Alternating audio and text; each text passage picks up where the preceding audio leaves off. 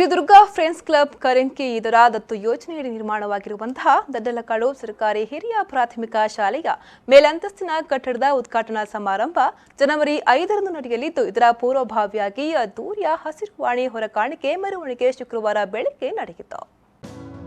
ಮಣಿಗಳ junction ಬಳಿ ಕೆಲ್ದುಡಿಗುತ್ತು ಕೋಟೆ ಪೂಜಾರಿ ಹೊರಕಾಣಿಕೆ ಮೆರವಣಿಗೆಗೆ ಚಾಲನೆ ನೀಡಿದ್ರು.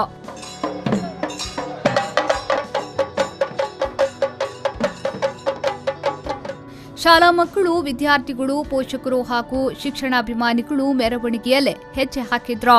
ಕೇರಳದ ಚೆಂಡೆ ನಿನಾದ ಮೆರವಣಿಗೆಗೆ ವಿಶೇಷ ಮೆರುಗು ನೀಡಿತು.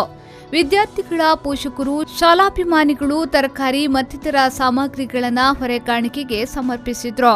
ಈ ಸಂದರ್ಭ ಶ್ರೀ ದುರ್ಗಾ ಫ್ರೆಂಡ್ಸ್ ಕ್ಲಬ್ ಅಧ್ಯಕ್ಷ ಪ್ರಕಾಶ್ ಚಂಚನ್, ಶಾಲಾಭಿವೃದ್ಧಿ ಸಮಿತಿಯ ಅಧ್ಯಕ್ಷ ರಾಮಚಂದ್ರ ಪೂಜಾರಿ, ಶಾಲಾ ಮುಖ್ಯೋಪಾಧ್ಯಾಯ ಮೌರಿಸ್ ಡಿಸೋಜಾ, ಸಹಶಿಕ್ಷಕಿ ಹಿಲ್ಡಾ ಫರ್ನಾಂಡಿಸ್ ಮೊದಲಾದವರು ಹಾಜರಿದ್ದರು.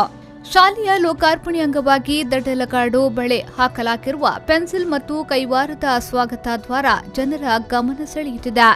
ಈ ಭಾಗದಿಂದ ಹೋಗುವ ಜನರು ತಮ್ಮ ಮೊಬೈಲ್ಗಳಲ್ಲಿ ಸೆಲ್ಫಿ ತೆಗೆದುಕೊಳ್ಳುತ್ತಿರುವ ದೃಶ್ಯ ಕಂಡುಬಂತು.